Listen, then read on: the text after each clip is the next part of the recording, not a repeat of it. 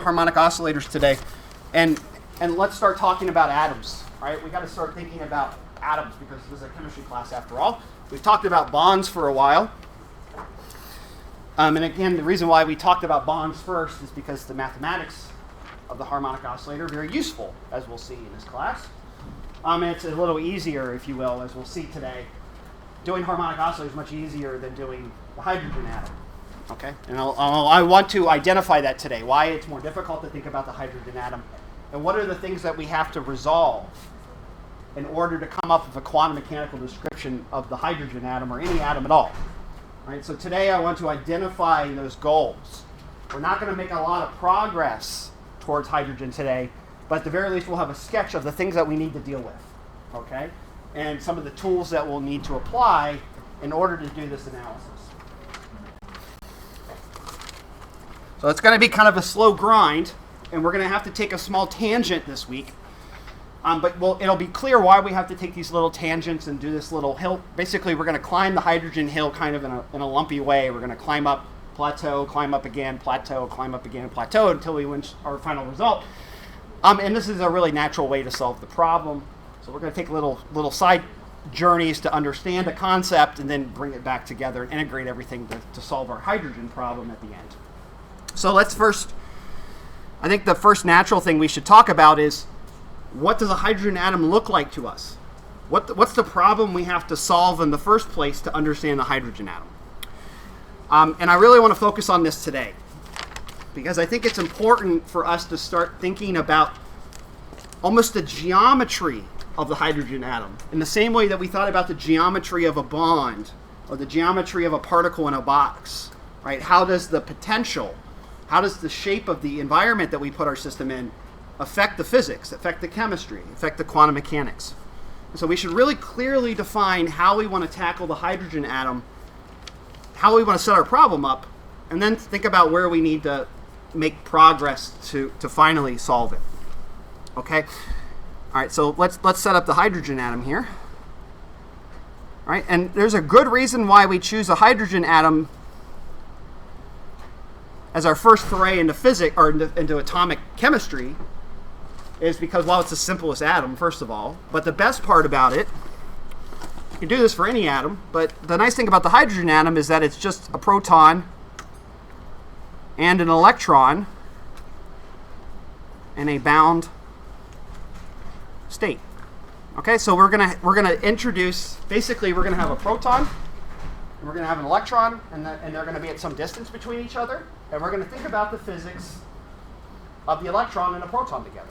Right? Just like in the harmonic oscillator, we thought about two atoms with a distance between them, the bond length, and how the energy changes as a function of the bond length. We're going to do the exact same thing, but now we have a proton and an electron. Right? Those are our two objects. And so we should think a little bit about how we want to set this problem up. Excuse me, I have a telemarketer from India calling me right now. Okay, so one thing we should think about, well, maybe we could do this with a harmonic oscillator. It's not going to work this way, but let's think about the masses of these objects and how they move relative to each other. So it turns out if you look at the masses, and now I'm not going to write the actual masses down, but if you look at the ratio of the mass of the proton to the mass of the electron is about 1,000 times bigger, heavier than the electron.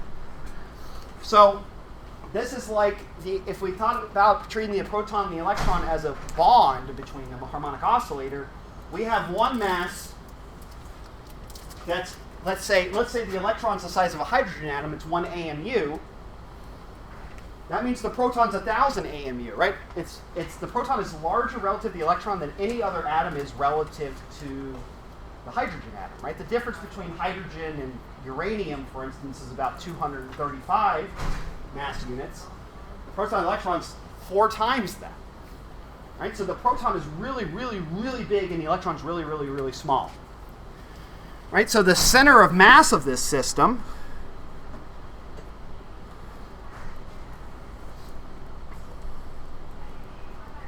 is effectively the proton.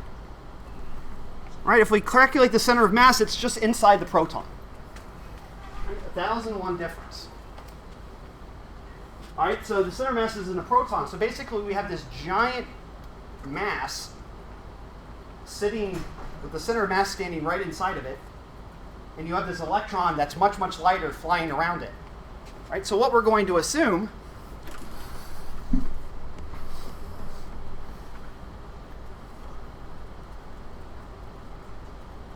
that the center of mass is at the origin of an axis system, so it's going to be at 0, 0, 0, which is XYZ, right? Which is the proton. So the proton is going to be located in our coordinate system at the center of mass, which is the origin, right? Which is the position of the proton. Okay, so what that means is that we're going to draw a coordinate system for our hydrogen atom where the proton is going to sit right in the middle, and the electron is just somewhere in space around it. So let's draw that. Let's draw a three-dimensional axis. Remember, an atom is a three-dimensional object, so we have all three axes in this problem. And I want to label the axes in a very specific way. It doesn't matter how we label them X, Y, Z, but chemists and scientists in general have a specific notation that we typically use for the axis system, where we let Z be the axis that's pointing up and down the board, if you will, the vertical axis.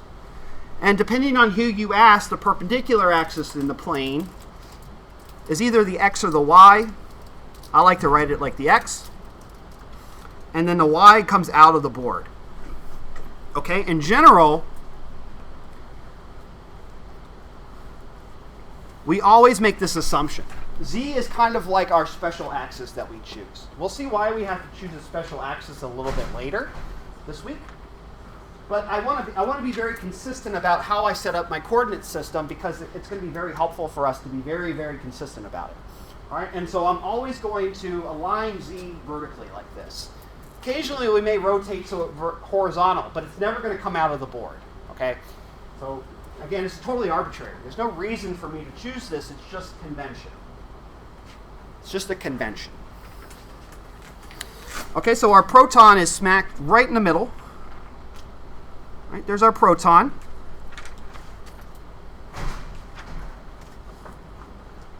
We might want to think about whether we should represent the proton as a point or a sphere.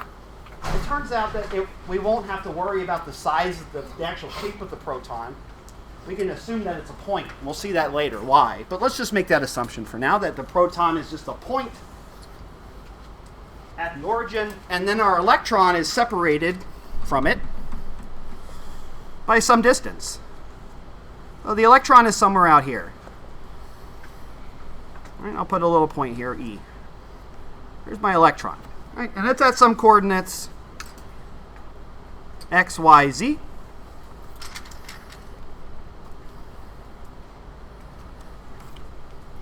Okay. And this electron is allowed to move freely around the proton. Okay, because if you think about it, if I fix the distance between the proton and the electron, so if I call the distance between them the length of that vector, if you will, R, you can imagine I can move, as long as I hold R constant, I can move this electron in any direction, and it makes a sphere. And it's exactly the same, it's effectively the same position no matter which way I choose, right? If I move this electron here, over here, it's the same as just permuting the axes in different directions, right? So the idea is that the system, so the hydrogen atom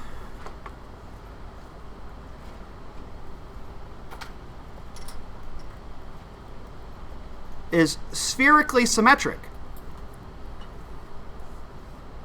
What does that mean? Well, that means that no matter what position the electron's in, it looks the same. Right? If I move the electron over here, all I have to do is adjust where my head is looking, right? I just need to rotate my observer view around the atom to get the same result again. Right? Whether the electron is here, it's here, it's here, it's here, they're all the same. Right? All possible positions of the electron at fixed R is a sphere. And they're all the same value. Right? It doesn't matter which way we look at it. A sphere looks like a sphere from all directions. All right, so we have a spherically symmetric problem today. Right? So if we fix R, we have to question ourselves, how does R change in the hydrogen atom? But if we fix R, right, the hydrogen atom should look like a sphere. The electron can be in any position at fixed R with respect to the proton, and they're all the same, precisely the same. If you think about this as a cloud probability, it should be spherically symmetric. Something like that. All right, but at the very least, the physics are symmetric, right? It doesn't matter which direction we choose, it all looks the same at fixed R.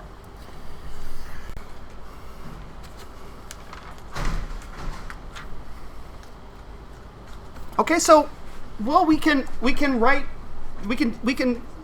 naively just take this information and write down a Schrodinger equation for the hydrogen atom.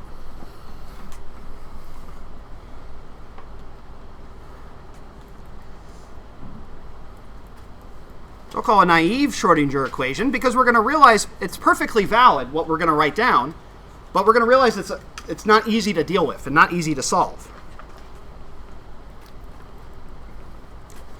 Right, so remember, we always want to write down a Hamiltonian operator, our energy operator, and that's going to be a sum of the kinetic energy plus the potential energy. All right, well, we haven't defined what the potential is yet, but we can write the kinetic down, right, because this electron has some momentum and some direction. It's doing some sort of orbit, who knows what. Right, this has some momentum, right? So we can always write the kinetic energy as respect to the momentum. Remember, kinetic energy is the momentum squared divided by 2 times the mass of the object, which is the electron. And we haven't defined the potential yet, but the potential is going to be a function of 3 dimensions, right? Because it's a sphere, right? So the potential has to depend on x, y, and z. 3-dimensional. Okay, we'll come back to the kinetic energy, but we can always write this like this because momentum's a vector. We can just take the square of it and then write the length of it. So this is going to be minus h bar squared over 2me times the sum of the components of the derivative of the momentum.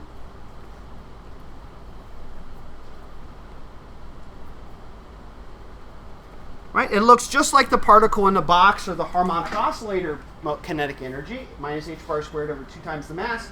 But now the kinetic energy can be in 3 different dimensions, right? It can move along x, it can move along y, and it can move along z. Right? The electron can move in any direction, it can move in all of them, and so the total momentum is going to be the sum of all of them. Right? But we also have this potential here. Right? But the interesting thing about this potential is that we can appeal the fact that it's spherically symmetric. What that means is that the potential should be only dependent on the length r. Right? The orientation of the electron with respect to the proton is irrelevant because it's spherically symmetric. We have 2 points with some attraction or repulsion between the two. And no matter which direction, as long as r is constant, no matter which position I put the electron in, it's just a sphere. It looks the same in all directions. So the potential, because it's spherically symmetric, we can combine these 2 ideas and say that the potential is likely a function of r, the length, the distance between the hydrogen and the electron. Right? The orientation, the angle doesn't matter, just the length, the distance. All right, we're going to have to make sure that that's true or not, but it is in this case. It is 100% true. Because there's nothing precluding the electron from being on this part of the system from being down here. Right? The only thing that matters is the distance between the two. All the positions at fixed distance are the same. Because it creates a sphere of fixed radius. So this is going to be some function of r. Okay, so let's now think about what this potential might be. Sorry. Why won't it let me go to the next page? Save.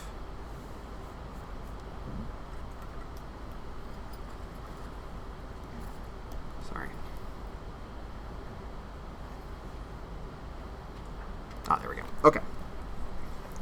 So we have a spherically symmetric potential.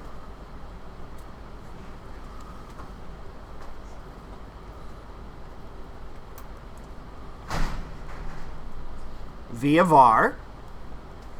Okay, and what is the form of this potential? Well, here's the important difference between a covalent bond between two neutral atoms, an electron and a proton, is that the proton and the electron are charged. Right? The thing here is that we have two charged particles.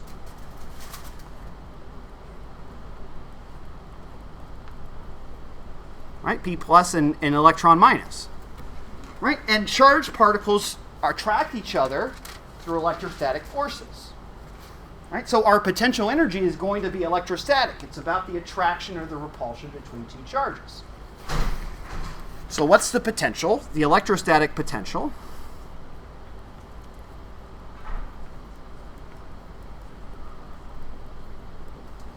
Well, if you guys remember from electro E&M physics a long time ago, we can appeal to a certain specific law called Coulomb's law. And what does Coulomb's law say? Well, if you have two charges, two charged particles, so this is, let's say, the proton, and it has charge QP, this is its charge, and we separate it from our electron, which has charge QE, then the distance between them is R.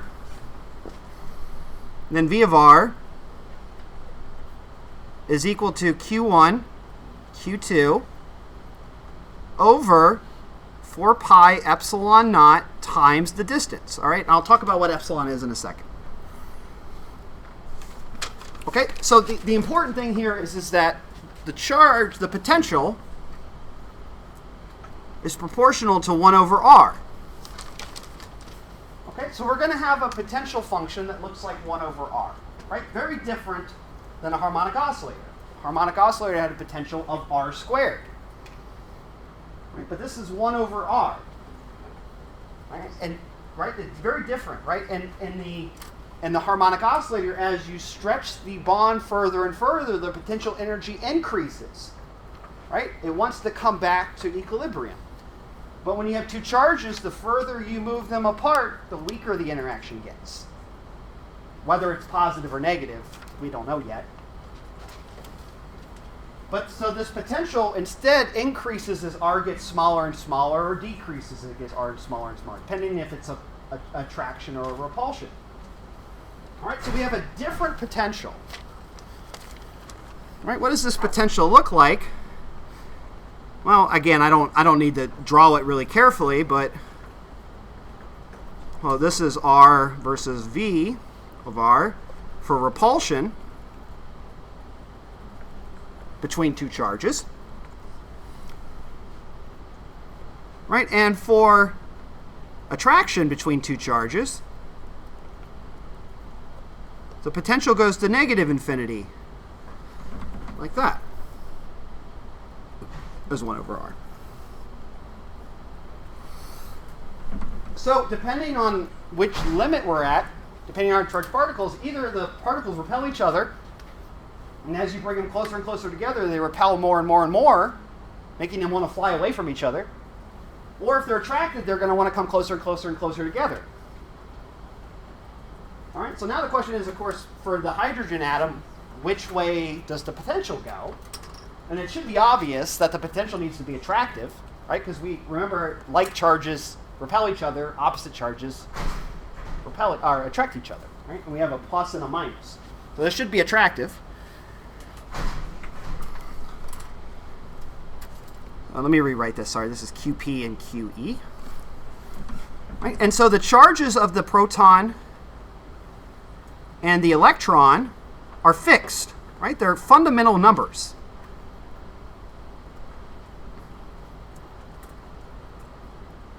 And we say that the charge of the proton is plus this number E, not Euler's number, but what's called the fundamental charge. I'll write it down in just a second. And an electron has equal and opposite charge, minus E. Okay, and E, let me just give you the number.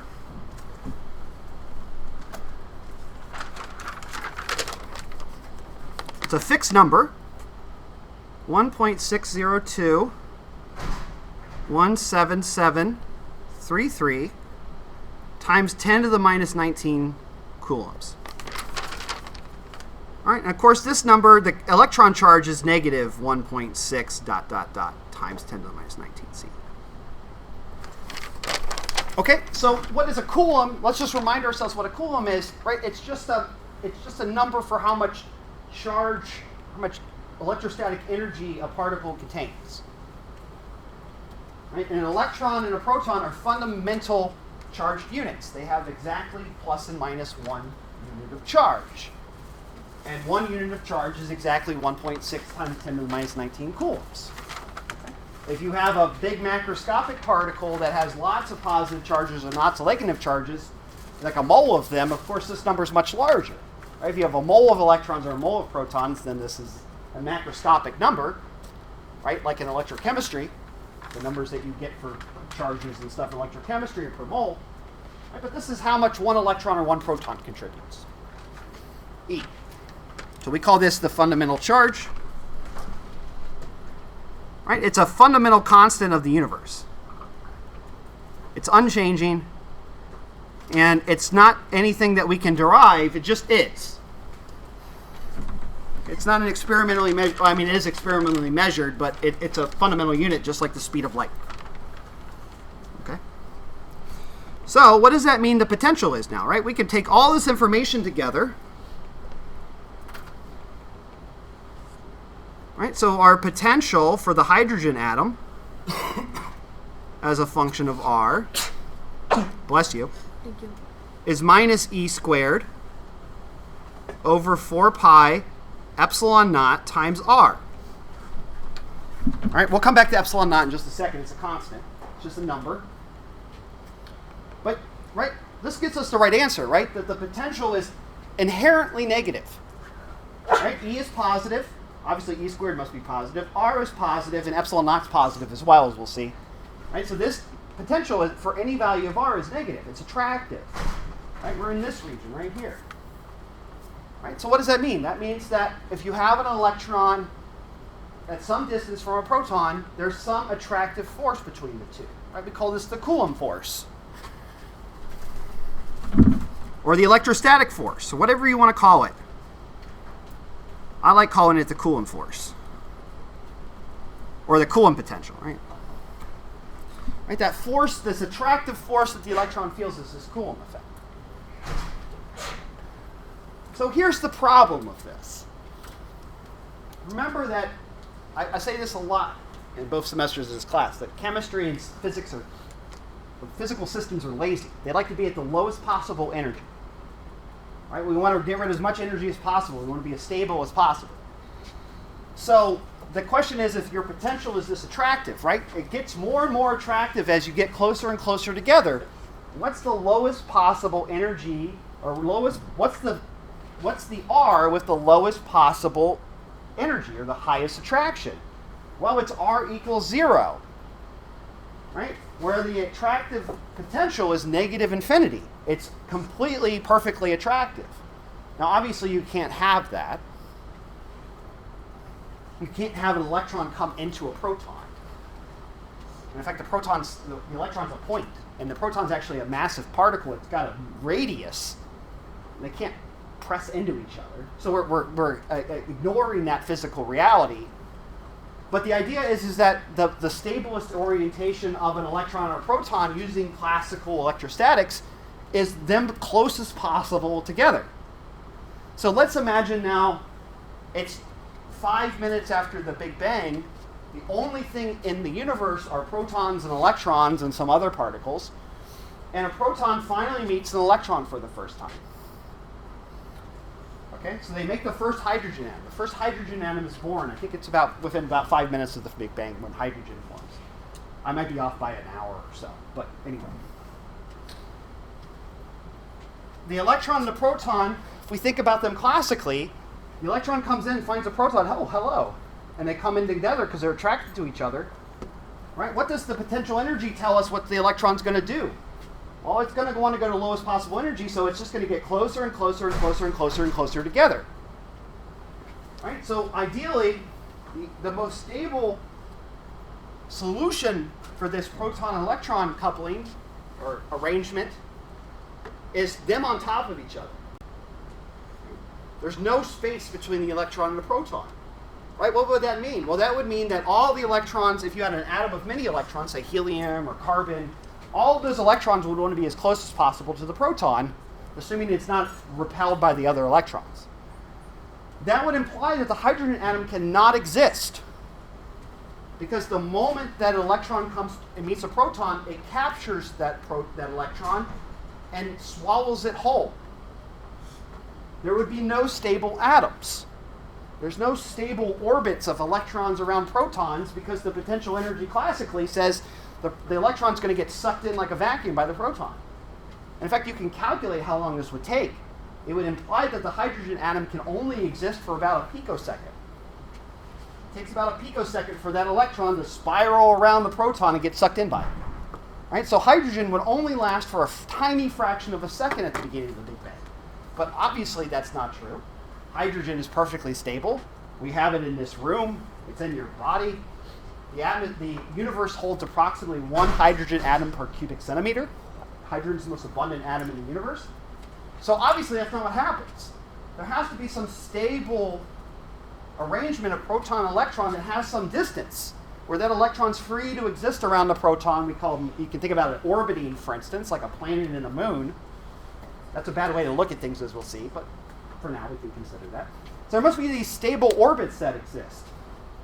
Right? Because obviously the electrons aren't getting sucked in by the protons. There wouldn't be any atoms. So this is the first issue.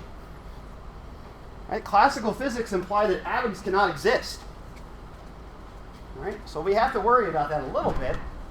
But what we're going to find is that just like in every other situation where we come across some issue in classical mechanics that says something absurd, we realize that when we appeal to quantum mechanics, it fixes that problem. So what we're going to find is that this is perfectly fine. The electron and the proton are still attracted through this potential. But we have to account for the combination of this potential energy plus the kinetic energy of the electron around the proton as well. And the balance of these two energies, quantum mechanically, of kinetic energy and potential energy, the balance of these two will lead to stable orbits. Stability. Right? So the momentum, in some ways, the momentum of the electron moving around the proton, having some kinetic energy, compensates for the fact that the electron wants to get sucked in. Okay? So it's like having a vacuum, but instead of getting sucked in by the vacuum, you're orbiting the vacuum so fast that it can't pull you in. And you have a stable orbit. Right? So that's what we want to find in the end. Right. I just want to talk, before we move on, we have to talk about, so the big thing is now, when we talked about the potential, we talk about kinetic energy. Like that has to be the compensating factor here. But I want to talk about this number epsilon naught briefly, because we're going to see it a lot in atoms. In fact, all electrostatic materials, all electromagnetic materials, will always have some epsilon naught in their values. This is a very important number. But it's one of those numbers that isn't really appreciated. So let's talk about it very briefly. So I want to focus in on this epsilon naught.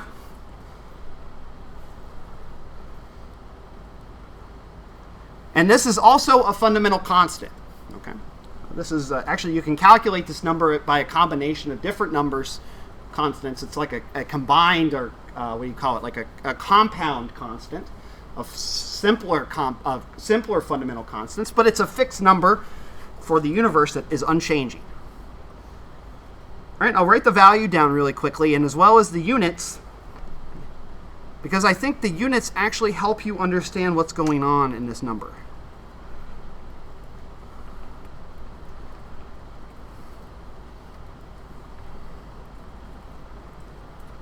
Okay, so epsilon naught is this constant. It's 8.8 times 10 to the minus 12 coulombs per voltmeter. All right, so let me explain these units a little bit. Let me first name this constant for you. So it has a name, it has a couple different names. I like to call it the vacuum permittivity.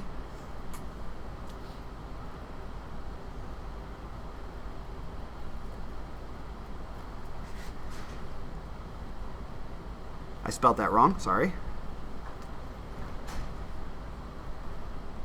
The vacuum permittivity. Okay, so let me think about these units for just a minute. Okay, so if we notice here, the potential energy of our attraction between the electron and the proton, and the numerator has something to do with the charge, right? So the bigger the charges are, the more attractive they are to each other, right? That should make sense. It's just like in gravity, the bigger the mass is, the more attraction there is, right? It's the same idea. Right, so you got some charges here, right? So the potential is dependent on the strength of the charges, or the masses in gravity. And then it's 1 over r, so let's ignore that for now. Let's just fix r to say 1 meter. Okay, so let's just think about this being 1 meter. Right? And the potential energy, therefore, is proportional to the strength of the charges divided by the length. And then it's also truncated, right? It's weakened or strengthened, right? It's divided by this 4 pi epsilon naught. Right? We know what 4 pi is, so let's ignore that. So we have this epsilon naught, right? So the potential energy is some ratio of the strength of the charges times this permittivity. Now what is permittivity? Well, the units of permittivity is coulombs per volt per meter. So what does that mean? All right, so the equivalent of this, let's imagine that instead of having a proton and an electron, we have an anode and a cathode, a positive and a negative terminal. All right, and we want to flow electrons through some material between the negative and the positive electrons. Okay, we want to transfer energy, electrostatic energy, from the proton to the electron. Right, so when you do electrochemistry, right, that electricity, that electrical energy from the anode to the cathode is transferred through your solution, right? Some material, right? And this material is called a dielectric, right? And some materials are more conductive than others. Right? For instance, pure water is not a very good conductor, but salt water is an excellent conductor. Okay? And each material has a epsilon, a permittivity value that quantifies how easy it is to move charges through that material. So what does this say? It says that if I have these two electrodes, okay, and they're at a meter, and I apply a potential difference of 1 volt between them, right? In order to get a current, you have to have a voltage. And so I'm going to apply a 1 volt across this meter-long gap. And what it tells me is that the amount of charge that's transferred from the anode to the cathode is 8.8 times 10 to the minus 12 coulombs. Okay? Given that an electron provides 10 to the minus 19 coulombs, what this is saying that is if I apply a voltage of 1 volt to my cathode and my anode at a distance of 1 meter, that approximately this ratio of electrons gets transferred. It's about 10 to the 7 electrons, right, per second. Okay, so this tells you that at a given voltage or potential difference between your anode and your cathode and your length, this is roughly a ratio of how many electrons are being transferred, right? How much charge equivalent of electrons are being transferred. So what this tells me right here is that if I'm in the vacuum, if my material between my anode and the cathode is free space, nothing in there, right? It's a vacuum, and my proton and my electron are separated by a meter, and I apply a voltage potential between them, 1 volt potential, then the equivalent amount of charge being transferred is equivalent to about 10 million electrons. Right? So if you have a material that is very, very conductive, obviously if you put your anode and your cathode in that material, say salt water, and you apply a 1 volt for there, a lot more charge is going to be transferred because it's easier to transfer charge through a conductive material. But I'm sure as well as you probably know, the vacuum, empty air, no air at all, very, very, very poor conductor. Right? So this is a very small number for a reason. Very few electrons actually go through because it's hard to move electrical energy through the vacuum. Right? And what is in between a proton and an electron? What's the dielectric? What's the material that that charge is being transferred through? Absolutely nothing. There's nothing between a proton and an electron. It's just empty space. Right? So this tells us how conductive the empty space is between the proton and the electron. Right? So it tells you kind of how much energy can be transferred at a given time, given a voltage, and a given distance. Okay? So that's kind of a weird thing to think about, but again, all it's telling us is how conductive the vacuum is, the gap, the empty space between the proton and the electron. Okay, so we need to know that. Right? We need to understand how easy it is to move charge through a material, as well as how much charge there is available to move, and what distance it's at. Okay, so that's what this number is. All right, super important. You can actually, if you look in like Wikipedia will actually give you a value, a single number for e squared over 4 pi epsilon naught. This combination, I'll just circle it. Wikipedia will give you a value for this. It's just a constant. I forget what it's called, but you can write this in a number, and it's just a single constant. Right? We see this combination e squared over 4 pi epsilon naught all the time. So it's kind of a common thing. Okay. So we understand now, starting to get an idea of how an electron and a proton interact with each other potentially. Now we have to think about the kinetic energy.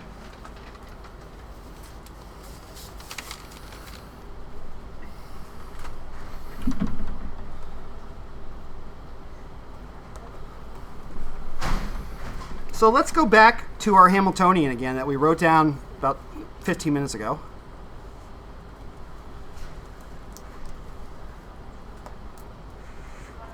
Sorry, not mu. Times the mass of the electron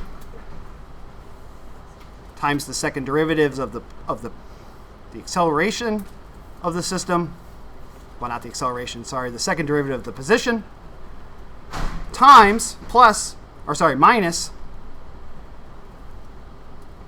e squared over 4 pi epsilon naught r. Okay, so this is what we have so far. We have a nice spherically symmetric potential, which is what we want for a proton-electron. And we have some kinetic energy thing that we need to deal with now. So where's the problem with this arrangement? Well, now I have 4 variables, x, y, z, and r. Right? But if you remember, we'll just roughly draw it. My proton is here, and my electron is here. Then the distance r is the square root of x squared plus y squared plus z squared. Right? It's just the length of that hypotenuse. Okay, so I can rewrite that like that. Right, I can rewrite this term now as e squared over 4 pi epsilon naught times 1 over the square root of x squared plus y squared plus z squared. Okay. This is a problem. Now, it's not immediately obvious why it's a problem. But if you think about it, if you think about the kinetic energy of this particle, right, regardless of whether I move it in the x direction or the y direction or the z direction, the kinetic energy is an independent sum of those 3 terms. Okay? So how I move along the x-axis doesn't affect how I move along the y or move along the z. They're all orthogonal to each other. Right? Because they're orthogonal coordinates, x, y, z. It's a basis, right, for our vectors. So they're all additive. Motion along x doesn't affect y, which doesn't affect z. But what about in the potential? Well, the potential is dependent on all 3 constants, or all 3 positions, or all 3 coordinates simultaneously. So if I move x, and I move y, and I move z independently, it does not affect the kinetic energy. They don't couple with each other. Right? X doesn't affect y, which doesn't affect z. But if I move x by itself, it affects r. Right? The square root of x squared plus y squared over z squared is dependent on all three constants, or all three coordinates. Right? So here we have coordinate independence, which is what we want. Right? We want to keep things as simple as possible. We don't want to worry about things one direction affecting another one. But here, all three coordinates are dependent.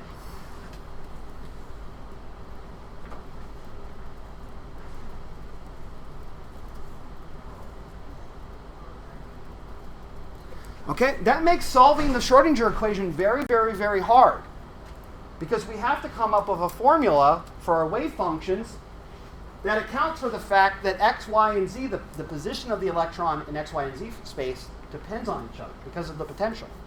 Right? The potential depends on the distance between the electron and the proton. Right? But if I move one coordinate, right, if I move this electron along this axis, it's going to change r. Right? Which is going to affect physics along the other directions. Okay, so we have an issue of our coordinate system here. Now, I could certainly solve the Schrodinger equation for this Hamiltonian and come up with the right answer. There's nothing wrong with what I've written down here. It's just the math is extremely hard. Right? Because I have kinetic energy that's independent and potential energy that's dependent. All right? So you really have to work your ass off to get good wave functions that work here. It's a really, really hard problem to solve. So what I want to do is I want to choose a set of coordinates, a new set of coordinates for my system that reduces these dependencies. All right? And we have a natural choice for coordinates, r. Right? Our potential is dependent on r. All right? So this might be a natural coordinate to use. But it's a three-dimensional system. We need more coordinates. Right? You can't define exactly where the electron is with just r. You're going to need some angles, right? Because we need to know where it is in the x, y, z space. So we need some angles. Right? So that begs us, this is basically begging us to change and transform our system from Cartesian coordinates x, y, z into spherical coordinates. So let's set up the problem. So the solution here is use spherical coordinates. All right, from Calc 3.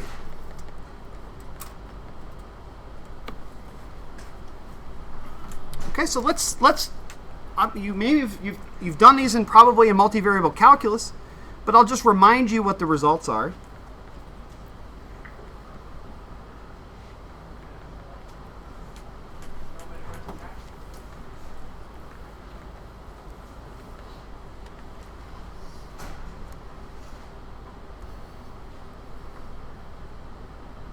Okay, so let's set up the problem one more time. All right, here's my little electron here. And it's at position x, y, z. Okay, and the distance of this has length r. Okay, so that's our first coordinate. All right, so our first coordinate is going to be r, which is the square root of x squared plus y squared plus z squared. All right, so that's how we can translate between x, y, z, and r. But we need to know the position of the r vector with respect to the coordinates. So in order to do that, we need two angles. Let me just clean up some space here so I have some room to write. So we're going to define two angles. First is the angle between the z-axis and the vector r, which is theta. And then we're going to define another axis in the xy plane, phi, which is the angle subtended between the x-axis and the component of r in the xy plane. Okay, so it tells you kind of in the xy plane which way you're pointing. Right? So this is, you can think of theta as telling you what your latitude is, and phi tells you something about your longitude on the sphere. Is that right? Longitude's east-west, right? I think so. All right, so we have two other coordinates, these angles, theta which is the cosine, inverse cosine of z over r, and phi,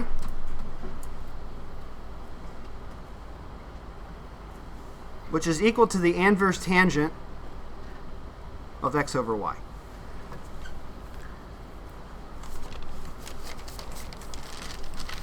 Okay, so we haven't reduced the number of coordinates. We still have 3 coordinates, but now we have 2 angles and 1 scalar, if you will. And that's going to change our bounds. Right? These coordinates are no longer defined from negative infinity to positive infinity like x, y, z are. Because now angles, of course, a negative infinity angle doesn't mean anything. So how are these angles defined? So, or what are the bounds of the coordinates? Well, the shortest r can be is 0, right? Which means it's right on top of each other. And of course, it can be anything beyond that, right? Right. So r can range from 0 to infinity. Theta determines the z component of your vector. Right, so theta equals 0 means that r is along z. The only other option, right, you're going to have all possible angles from 0 to pi, which would be negative z. Right, we want to determine the z component, so that's 180 degrees of range. So theta can run from 0 to pi. And what about phi? Well, phi tells you where on the xy plane your vector is pointing. And of course, there's 360 degrees of choices. Right? It can be pointing in any direction. So that means they can range now from 0 and to 2 pi. Right? And so now instead of having 3 coordinates that run from negative infinity to infinity, we have 2 angular coordinates that have they have an infinite number of values, but a finite bound, 0 to pi, 0 to 2 pi, and we have 1 infinite coordinate that runs from 0 to infinity. Okay, so what's going to happen now to our Hamiltonian? Well, the nice thing about the Hamiltonian is now r is a real coordinate, so we can just go right back to 1 over r for our potential. Great. That simplifies a lot. But we have a new issue, which is not something we're going to solve today. Not quite yet. But we have our kinetic energy is a function of x, y, and z independently. Right? So we're going to have to convert these derivatives into spherical coordinates. Right? They need to be functions of r, theta, and phi. Right? I'm not going to go through that process today. We'll go through it next class. Right? But we have to rewrite. So what we've done is and we'll see that by changing our coordinate system, we've actually created a new problem. We have to transform this into our new coordinate system, and that's going to be a little tricky. But once we do that, we're going to realize that the coordinates will naturally break apart.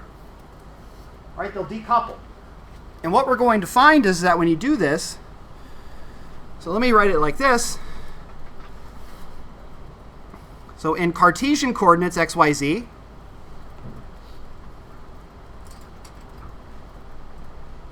so motion along the x-axis, the y-axis, and the z-axis are all coupled.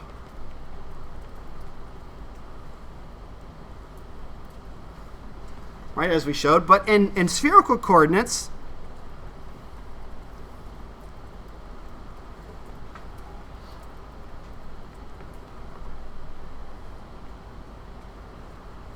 motion regarding the angles is coupled,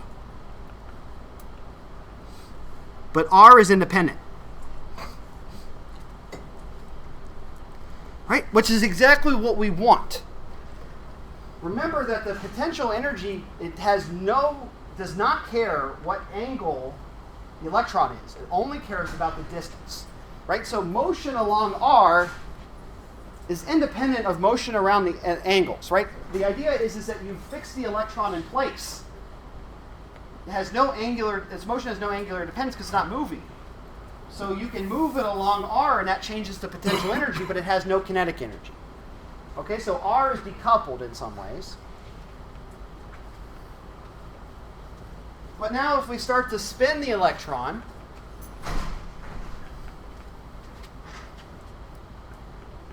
R is separate, but so the orbiting of the electron, if you will, at a fixed R is now only dependent on the angle. Right? So the angular quantities will tell us something about the orbiting kinetic energy of the system, the angular momentum of the system, and R tells us something about the potential energy.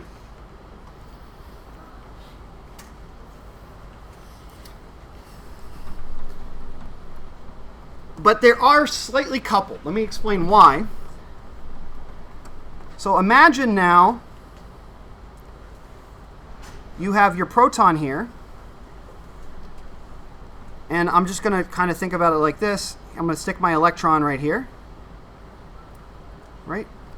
And I'm going to have it go in some motion, right? I'm going to make it orbit in some way. Right? So maybe it's just going to do a classical orbit.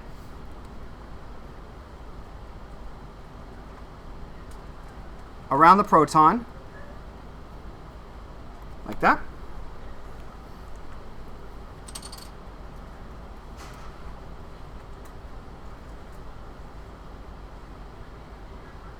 So here R is fixed,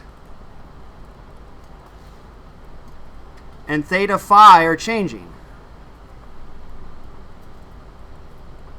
Okay, so the energy of this motion, if you will, is just a function of theta and phi.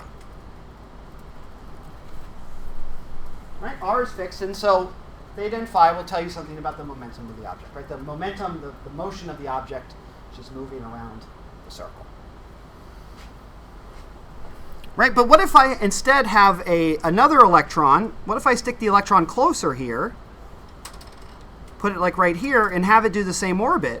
Right? It's got a shorter bond length, R prime. So R prime is less than R. Theta and phi are still changing. But just like orbits, planetary orbits, the energy of an orbit, right, the velocity, the motion of an orbit that's closer to the center has different energy than one that's further away. Right? The energy of the orbit, the kinetic and the potential energy of the orbit of Neptune is very different than the orbit of Earth. Right? So this says that the energy of this rotation does depend on R, theta and phi, but the derivative of the energy with respect to R is independent of the derivatives of the energy with respect to angle. Okay, so the idea is just like in orbital mechanics with the planets, is that the momentum of your orbit, of your electron orbiting, is just a function of the angle, but the momentum at which it moves around that proton is a function of the distance. Right? Just in the same way that the momentum of Mercury, which is really, really close to the center of, right, this is the closest planet to the sun, it orbits very, very, very, very quickly. Right? It has very, very high momentum. Whereas Neptune, which is very, very far away, right, it orbits effectively in the same way, much more slowly. It has less momentum. Or, yeah, that's right, less momentum. Right? And so, and that's because, of course, the gravitational attraction between Neptune and the sun is weaker than Neptune and than the sun and Mercury. Right? So the potential energy determines something about the kinetic energy. But the idea is that once you fix R, once R is fixed, right, R moves, basically the energy changes independently of R with respect to theta and phi. Right? So the energy is dependent on all three, but not all three together simultaneously. You can move R independently from the angles, is what I'm trying to get at. Right? So R can be, so what we can do is we can separate the problem. We're going to find out we can separate the problem. We can think about the physics as a function of R, fix R, and then think about how the system orbits in terms of its angles at a fixed R. And then we'll move R and think about the energy as a function of the angles at that R. Okay, so the problem, the energy of the orbit, if you will, is independent from the energy of the potential, the attraction.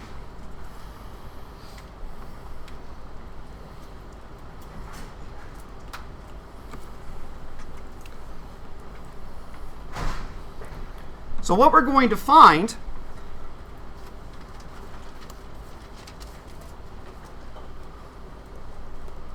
we're not quite there yet, is that the Hamiltonian for the hydrogen atom can be split into two terms. There's going to be an H part, which is just dependent on R, plus a Hamiltonian that's dependent on just theta and phi. Okay, so the total energy is dependent on both.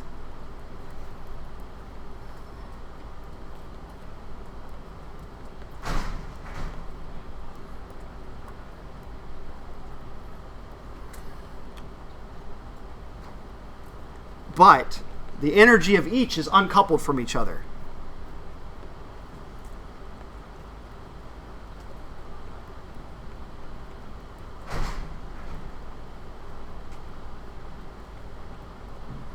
Okay? So we're going to be able to write our Hamiltonian down. We're not there yet. We'll have to still transform it. But what we're going to find is going to break into two parts. It's going to break into a radial part and break into an angular part. And they're going to be separate from each other.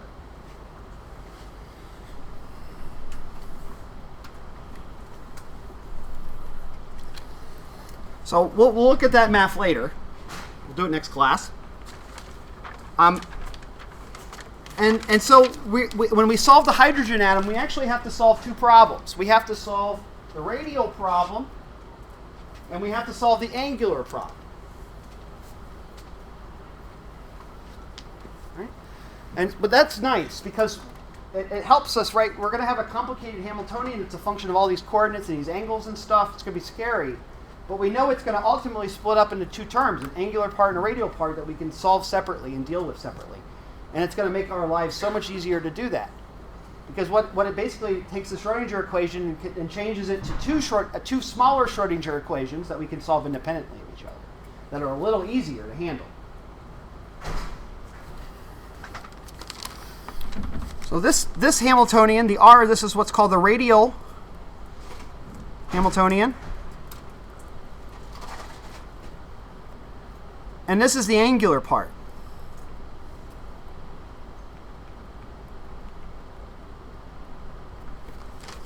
We're going to tackle the angular part first.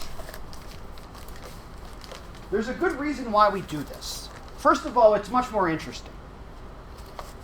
We're going to find that the angular part is really the kind of key, important, kind of universal thing that's really, really powerful and interesting about the hydrogen atom. The radial part is interesting, but not that interesting. It's the angular part that's really, really interesting. And so we have to think about energy of something that rotates.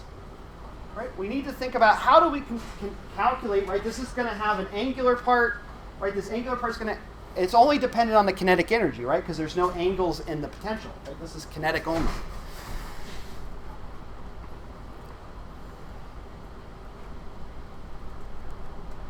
Right? Because the potential is only dependent on R, it's not dependent on the angles. So this is kinetic energy only. So we have to think about what is the kinetic, how do we analyze kinetic energy of something that is moving in an angular or an oscillatory fashion around a center object? Right? And so what we're going to do here is analyze this through the use of angular momentum.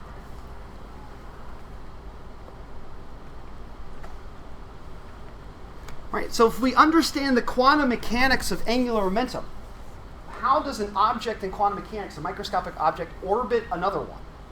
Right, when we spin our quantum mechanical figure skater around, how does it rotate? Right, if we can understand that problem, then we can take that information and understand how the electron orbits the proton. Okay? The radial part's not so interesting because we know what the potential looks like. It looks like 1 over r squared. And there's going to be some kinetic part of the radius, right? Because, again, the kinetic energy of Mercury versus Neptune is very different. There is an R dependence of the kinetic energy. The orbits look very different. But by and large, the orbit of Mercury and the orbit of Neptune are basically the same. One's just larger than the other. And there are obviously differences, but by and large, if we were Galileo, that's what we would say. That they're not so much different from each other. There's one's bigger than the other. R is much bigger for one than the other. So we'll come back to the radial part later. But the angular part is going to be very, very powerful because we're going to be able to come up with this theory of angular momentum. And it's going to be one, really, really simple. It's going to give us really, really simple answers. It's amazing how simple the answers are. It's a beautifully elegant theory. Very, very simple results. And they're directly applicable not only to the hydrogen atom, but all atoms. But we'll also be able to use it to understand the idea of spin. All right? By understanding how an electron orbits a proton, we can take that theory and understand the idea that an electron or a proton has this intrinsic spin, right? This idea of color and flavor that we talked about. Right? We'll be able to come up with a theory for that. It'll just fall out. All right? So we'll be able to solve multiple issues with electrons here. We'll be able to understand how an electron binds and orbits a proton by understanding its angular momentum. We'll also understand how electrons and protons and any sort of object with spin behaves as well, because spin has almost exactly the same theory of something orbiting. Almost exactly the same. So we'll be able to come up with this theory of this angular dependence, and it will be applicable to anything that rotates. Anything that rotates in quantum mechanics, of which there are many things. The only thing more important than things rotating in chemistry are things vibrating. Okay, so I want to set this problem, this angular momentum problem up really quickly. We're not going to do any math. I'll write some equations down, but we'll do the math later. But I just want to set up the problem that we're going to solve on Thursday. All right, so we're going to start thinking now about angular momentum.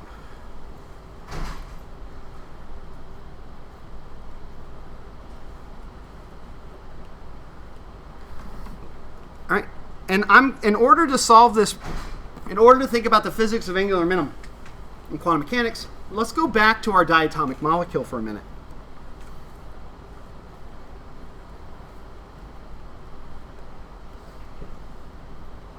Consider diatomic.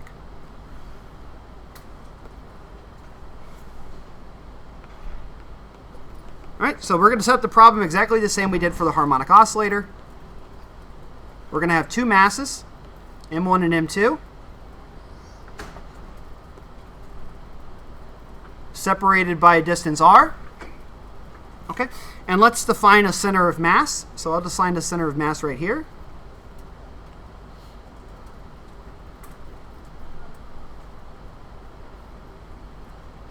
If this were the proton and the electron, the center of mass would be inside of M1.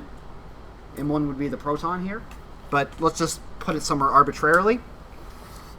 All right, and what we want to think about is the physics of rotating this system around its center of mass. All right, so what we want to think about is the energy required. Let me change the colors for these. Sorry, guys. We want to find what the energy required is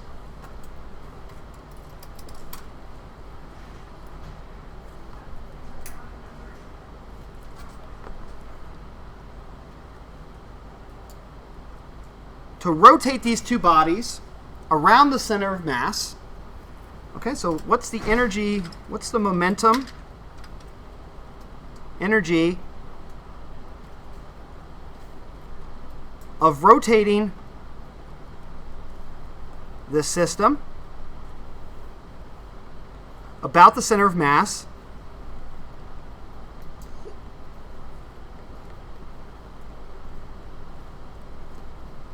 at some fixed velocity. Okay, so what we're going to do is we're going to take this object and spin it. All right, we want to spin it up to some speed. All right, we're going to fix the speed. And I want to ask how much energy does we have to put into it to get it to spin this fast. Okay, the idea that we always use in rotational spectroscopy for this is, if given a figure skater that we spin, depending on their size and their weight, we spin them at a fixed force, right? We apply a fixed torque, fixed force to the figure skater to get it to spin. How fast does the figure skater spin? Right? How many rotations a second does the figure skater do? Right? It's the same idea here. Right? And we say that the momentum of this system, the angular momentum,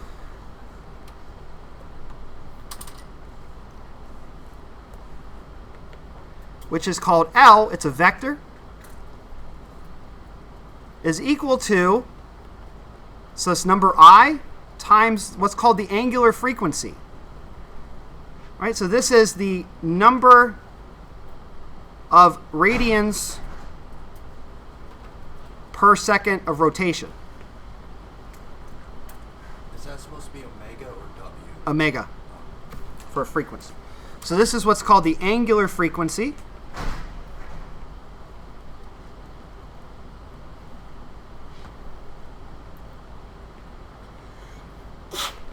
Okay, so an angular frequency, for instance, let's say, for instance, our figure skater, we spin them up so that they do a full rotation every second. That's not very fast for a figure skater, right? But that means that in 1 second, they rotate 2 pi radians, right? So a figure skater that rotates once a second, full rotation once a second, has an angular frequency of 2 pi, right? The figure skater subtends 2 pi a phase every second. Right, and what is I? Well, I is what's called the moment of inertia.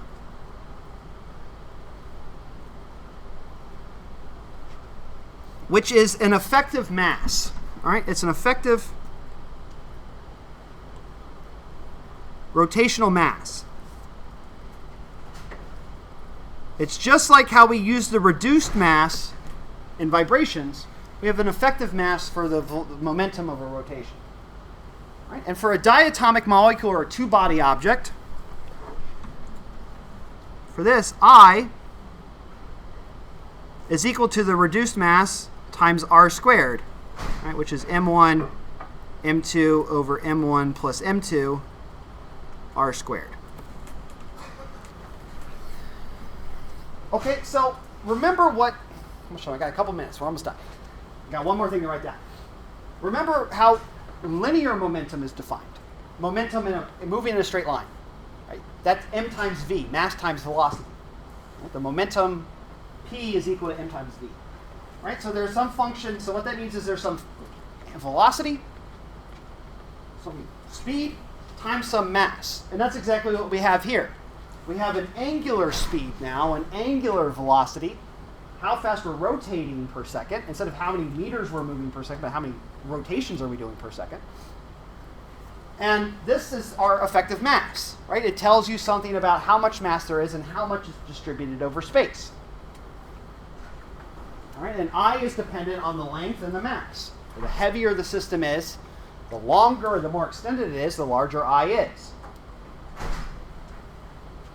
That means that if you spin something up at a fixed frequency, the bigger and heavier it is, the more momentum it gets. Okay? Simple as that. Now I want to put all this together really quickly, one more formula. And in fact, I'll put it up here. So kinetic energy for an angle is L squared, the angular minimum squared, over 2I.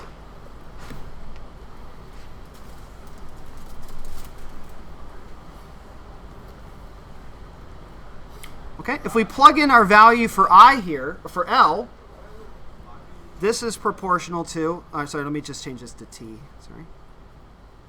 This is going to be I squared, omega squared, over 2I, which is 1/2 I omega squared. Right? What's kinetic energy for linear momentum? Linear motion, 1/2 mv squared. Kinetic energy, 1/2 mv squared. It's the same physics. Momentum is a mass term times a velocity, or speed. Kinetic energy is 1/2 times the mass times the speed squared. Right? But now we're dealing about things in rotation instead. Angular speed instead of linear speed. The physics are still precisely the same. It's just now we're dealing with things in terms of radians instead of meters. Okay? So this gives us a sense, right? If we can think about how to represent this frequency and this angular momentum in terms of the motion, the acceleration of these atoms, in terms of their angle and the bond length, r, the distance, we can calculate a new kinetic energy operator that's proportional something to the angular momentum squared, right? So if we can understand angular momentum, we understand kinetic energy. We can write down an expression for L squared, we know the answer for kinetic energy. So we don't really have to worry about the kinetic energy operator too much, because if it's easier for us to determine what L is, then we know that T is proportional to L squared. So what we're going to do is we're going to, instead of worry about kinetic energy, we're going to try to calculate a value or an operator for L. And we'll find out that that's much easier to do. And when we come up with that operator for the angular momentum of our system, we'll be able to sub this value in directly in for our kinetic energy, and it'll all be done. All right, so we don't have to worry about that stuff too much. We just have to worry about the algebra of angular momentum. All right, so tomorrow, next class, we'll come back to there and focus on angular momentum. All right, we'll come up, we'll get the wave functions, we'll get the energies, we'll get everything we need to know about angular momentum. Really, really straightforward, beautifully simple and elegant. And we'll be able to then bring that back into our hydrogen atom and then deal with our radial problem. All right, so next week we'll be at a point where we can do the full hydrogen atom, and we will have exact energies and exact wave functions and exact solutions for all the levels of hydrogen. All right, have a good one, guys.